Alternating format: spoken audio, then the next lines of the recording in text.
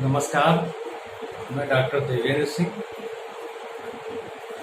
आज हम सब अल्प विकसितता अंडर डेवलपमेंट का क्या अर्थ है, क्या इसकी परिभाषा है, इसके धनात्मक तत्व क्या है, इसके तत्व ऋणात्मक क्या तत्व है, इसकी क्या विशेषताएं हैं, इसका अध्ययन करेंगे। तो आइए सबसे पहले देखते हैं कि अल्प विकसितता अंडर डेवलपमेंट का क्या अर्थ है।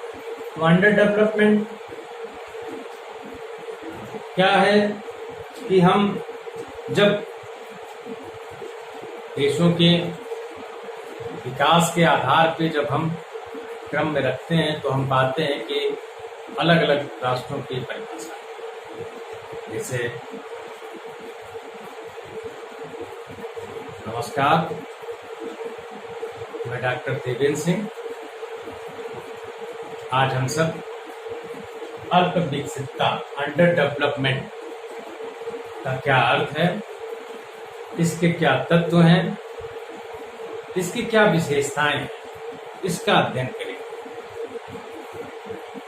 हम जानते हैं कि राष्ट्रों को कई परिभाषाओं में या कई वर्गों में परिभाषित किया गया है, जैसे विकसित राष्ट्र, अविकसित राष्ट्र, विकासशील राष्ट्र, अल्प विकसित राष्ट्र, गरीब राष्ट्र, अमीर राष्ट्र।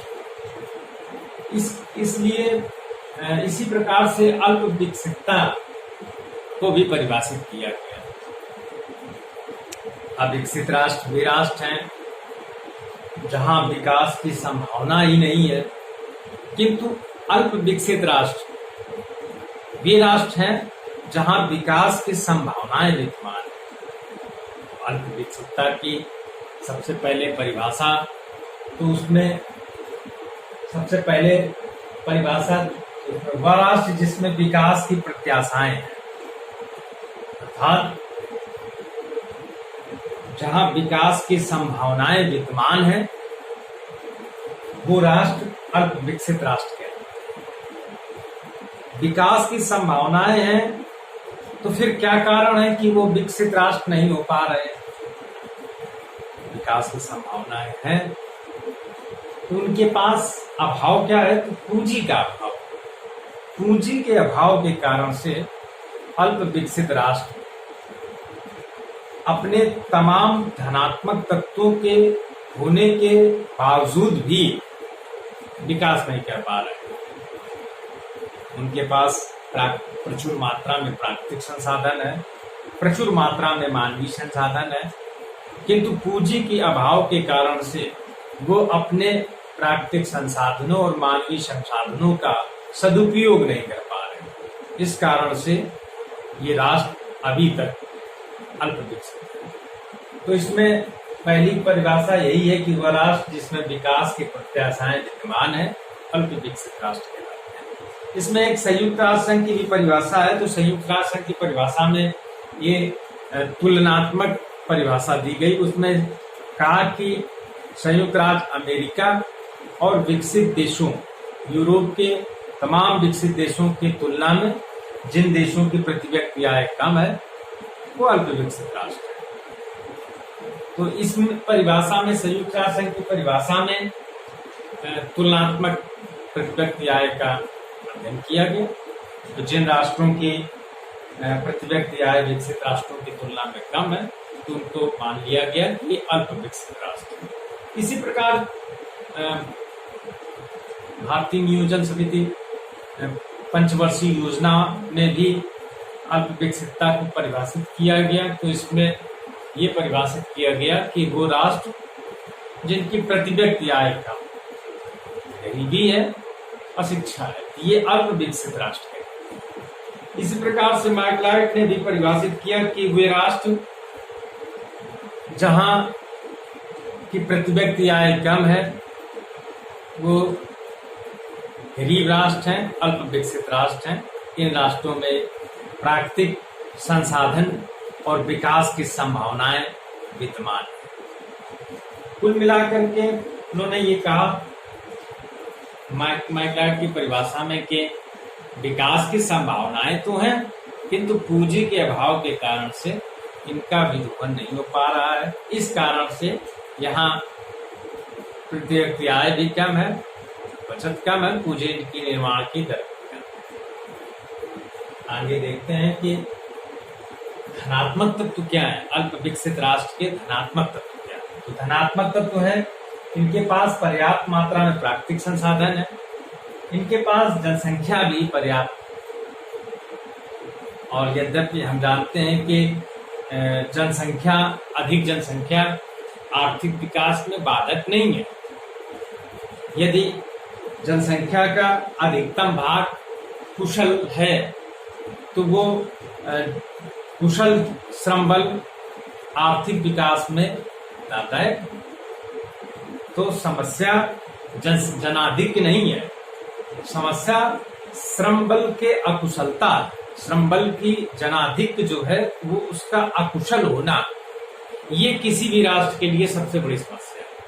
और अल्प विकसित राष्ट्रों के साथ में यही समस्या है कि इनके पास जनसंख्या तो अधिक है, मानवीय संसाधन अधिक है, किंतु अकुशल है।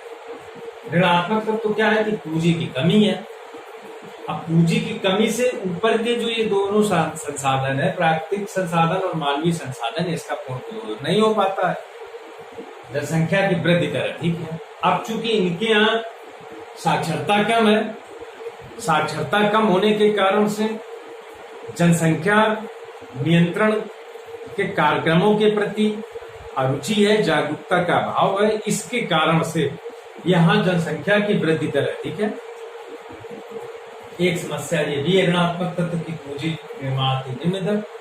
अब इन देशों की एक समस्या ये है कि पूंजी कम है, नई उद्यमिता कम है, बेरोजगारी है, बेरोजगारी अधिक होने के कारण से इनकी आय कम है, प्रति व्यक्ति आय कम होने के कारण से बचत कम है, बचत कम होने के कारण से पूंजी निर्माण की दर कम है। ये एक चक्र है। दूसरी एक समस्या ये है कि जो भी बचत हो रही है उसका संग्रहण नहीं हो पा रहा है।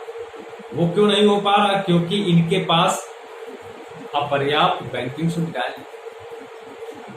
दूसरा, निम्न जीवन स्तर।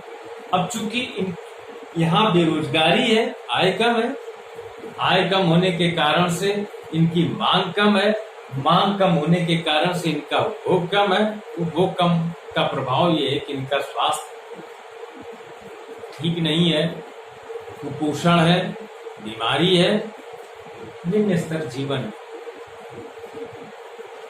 इसी प्रकार से अल्प विकसितता अंडर डेवलपमेंट की जो विशेषताएं हैं वो क्या है? तो विशेषताएं निम्नलिखित हैं।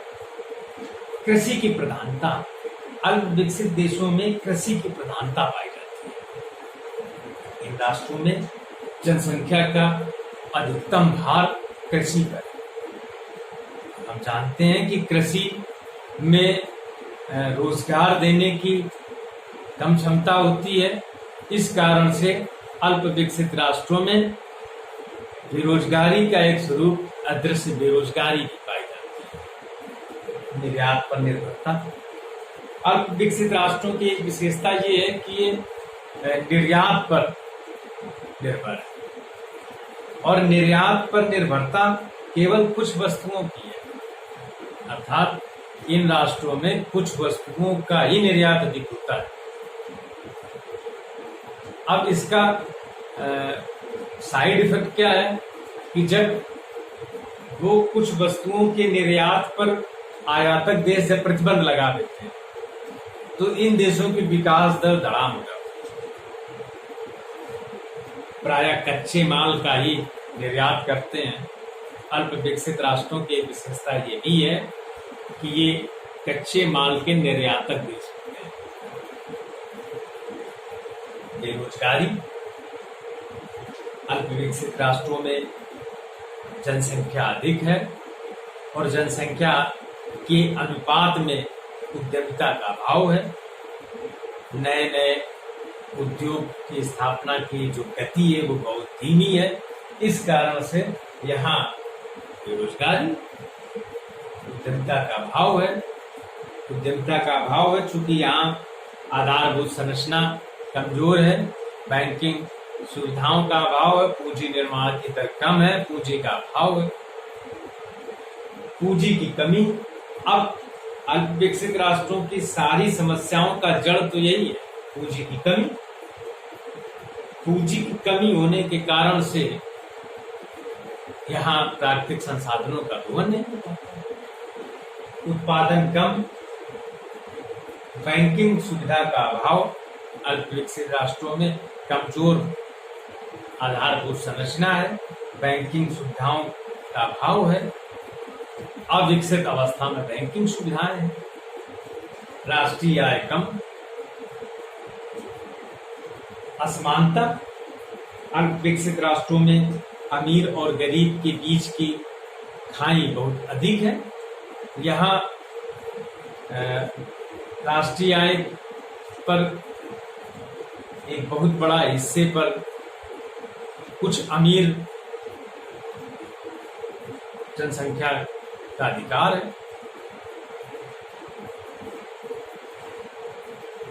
अशिक्षा, यहाँ साक्षरता का स्तर निम्न है, पूर्ण साक्षरता का अभाव है।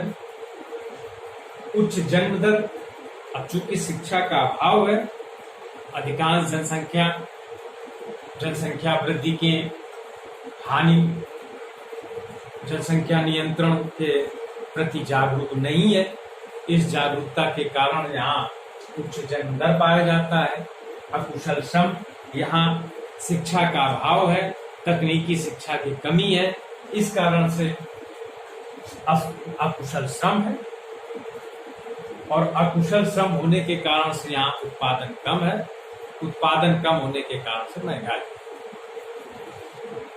जनाधिक्य है, जनसंख्या घनत्व भी अधिक है। अल्प विकसित राष्ट्रों की एक विशेषता ये है कि यहाँ जनसंख्या अधिक होने के साथ साथ जनसंख्या घनत्व भी अधिक है। कमजोर आधारभूत संरचना, चूंकि इन राष्ट्रों में के पास पूंजी का अभाव है, पूंजी के अभाव के कारण से ये राष्ट्र अपनी आधारभूत संरचना को मजबूत नहीं कर पा रहे हैं, जिसका दूरगामी प्रभाव ये भी है कि यहाँ कमजोर आधारभूत संरचना होने के कारण से उद्यमिता हतोत्साहित होते हैं, नए नए उद्यम स्थापित नहीं हो पाते हैं। भ्रष्टाचार है, अल्प विकसित राष्ट्रों में सरकारों में दूरदर्शिता का अभाव है, प्रशासन शिथिल है और प्रशासन में शिथिलता के कारण से यहाँ भ्रष्टाचार अधिक है। तो अल्प विकसितता क्या है, इसके क्या अर्थ है, क्या परिभाषा है, इसके कौन कौन से तत्व हैं और इसकी क्या विशेषताएं हैं। तो इस प्रकार से यह एक पूरा प्रश्न कंप्लीट हो जाता है कि अल्प विकसितता किसे कहते हैं और इसकी क्या विशेषताएं। धन्यवाद।